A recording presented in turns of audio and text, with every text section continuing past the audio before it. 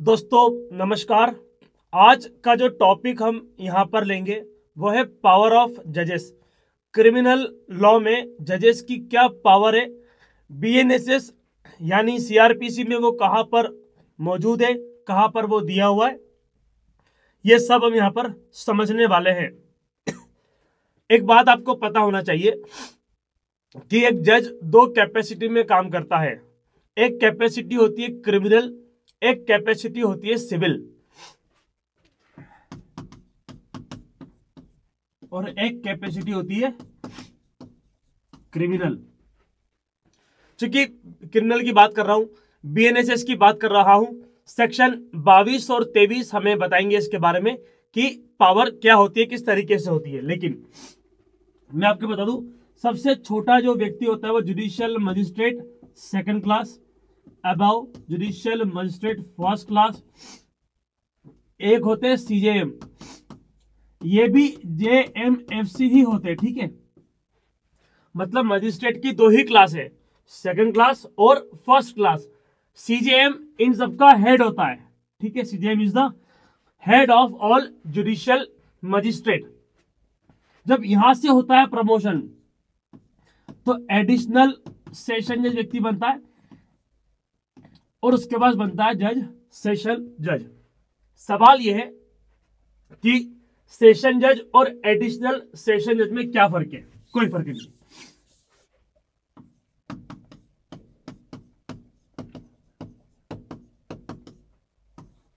फर्क क्या है?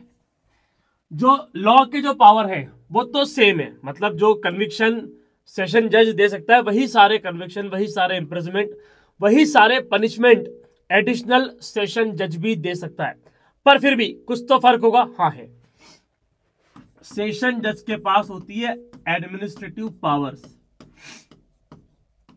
फाइलें किस जज के पास जाएगी, है ना, केसेस का ट्रांसफर करना, ये करना, वो करना।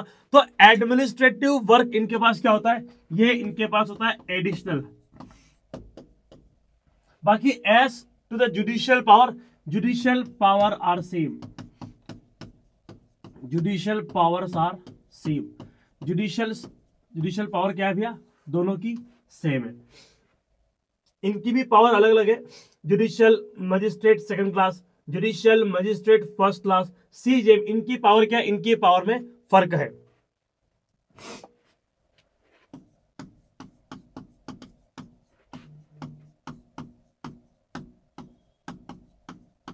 सेक्शन 22 और 23 बीएनएसएस, सेंटेंस विच में pass by high court and session जज। सेशन जज है ना,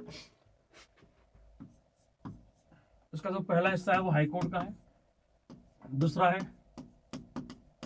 सेशन जज।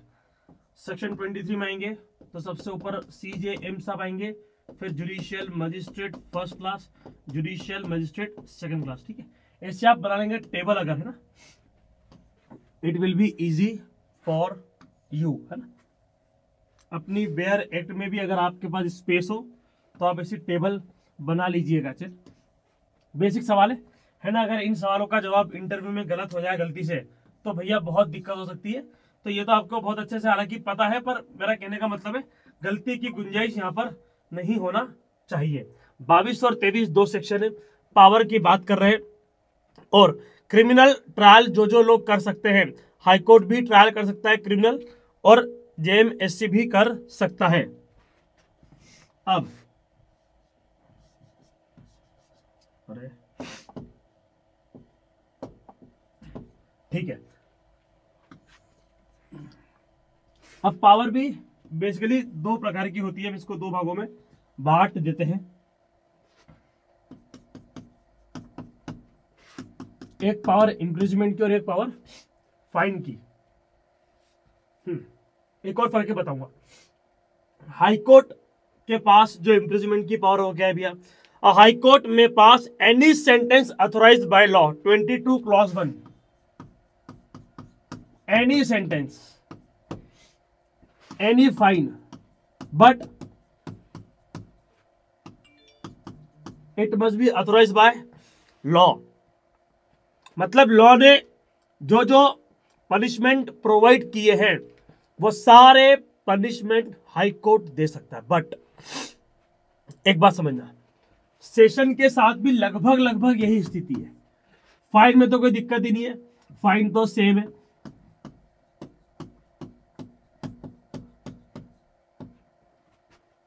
इसके दो भाग कर लेते हैं अपन समझने के लिए। इम्प्रिजमेंट की पावर भी भैया सेम है, जो पावर हाईकोर्ट जज की है एज टू इम्प्रिजमेंट वही इनकी भी है, जो पावर फाइन की है वही इनकी भी है। लेकिन फर्क क्या है? फर्क ये कि डेथ सेंटेंस की जो बात है,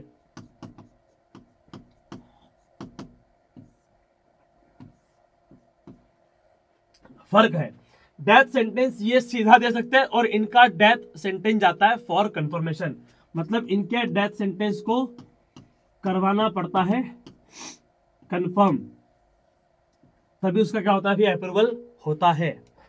ये क्या होता है सर? होता है सेशन जजेस अगर किसी व्यक्ति को कैपिटल पनिशमेंट यानी डेथ पेनल्टी अगर वो अवार्ड करते हैं तो सेक्शन कंफर्मेशन के बारे में बता दूं मैं, है ना, कंफर्मेशन के बारे में 407 से 412 if I am correct, yes, confirmation के प्रावधान दे रखे हैं कि अगर सेशन जज किसी व्यक्ति को कैपिटल पनिशमेंट दे देते हैं तो उसके बाद कहानी मतलब एग्जीक्यूशन अभी नहीं होगा, क्योंकि अभी हमें करना है कंफर्म।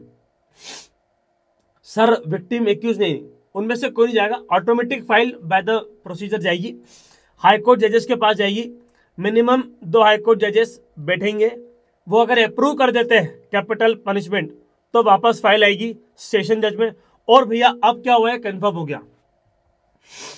चूंकि कंफर्म हो गया तो अब इसका क्या होगा? एग्जीक्यूशन होगा।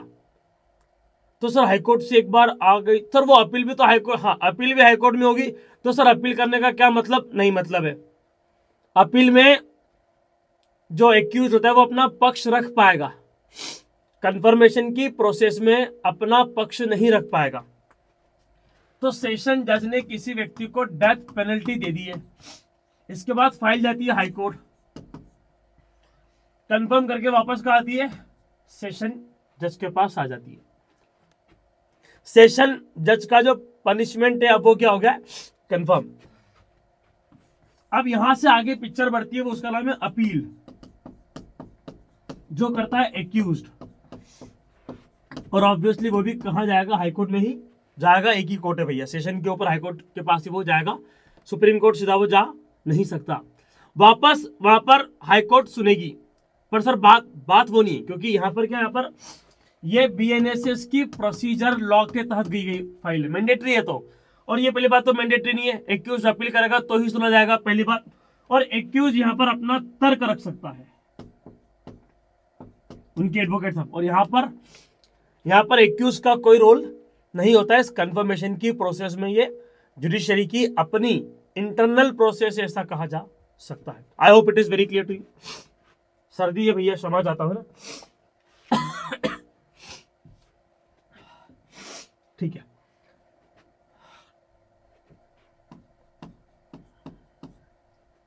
बाईस के क्लॉज 2 में सेशन जज का पढ़ना लिखा है, और सेशन जज और एडिशनल सेशन जज में pass any sentence authorised by law. यहां तक तो भैया कहानी पूरी सेम थी, लेकिन but any sentence of death में आपको कराना पड़ेगा भैया कंफर्मेशन बाय हाई कोर्ट। अगर आपके सामने बीएनएसएस है, बेयर एक्ट है, क्लॉज 22 सामने, 22 का क्लॉज 2 आपके सामने, तो वहां पर 407 से 412 लिख लो, ताकि आपको पता रहे कि इसके कंफर्मेशन की प्रक्रिया भैया कहां पर दी हुई है। सीजेएम साहब की पावर पे आ जाते हैं सेक्शन 23। सेक्शन 23 के 3 पॉइंट है ना, 23 का 1, 2 और 3 क्या बोल रहा है? सीजेएम में pass sentence authorised by law except a sentence of death और इम्प्रिजनमेंट फॉर लाइफ और imprisonment for term exceeding 7 year, मतलब अल्टीमेटली 7 साल तक की सजा ये दे सकते हैं। कोर्ट ऑफ सीजेएम में pass any sentence authorised by law except 7 साल से ऊपर की सजा नहीं दे सकते, मतलब 7 साल से ऊपर में 10 साल आ जाएगा। लाइफ इम्प्रिजनमेंट और डेथ कैपिटल पनिशमेंट नहीं दे सकते, तो इनकी पनिशमेंट भैया 7 साल है, इनकी 3 साल और इनकी 1 साल है। और फाइन क्या है? फाइन यहां पर है अनलिमिटेड, लेकिन जब आप पढ़ोगे फर्स्ट क्लास का तो वहां पर लिखा हुआ है फाइन नॉट एक्सीडिंग 50,000 रुपीज और बोथ और ऑफ कम्युनिटी सर्विस। जो इनकी सजा है वो भैया कितनी है, सजा इनकी 3 साल है, उसके नीचे क्लॉज 1 साल है। आप देख लो भैया 50,000 और 10,000, फाइन की जो पावर है कितनी है इनकी 50,000, ये लिमिट है। तो फाइन में इनकी लिमिट है, बाकी सबका अनलिमिटेड है। इम्प्रिजमेंट में तीनों का क्या है, लिमिट है। अब कम्युनिटी सर्विस का पावर किस किस के पास है, क्या वो सीजीएम के पास है, नहीं। कम्युनिटी सर्विस आपको 2 जगह मिलेगी, क्लॉज 2 और क्लॉज 3 है ना।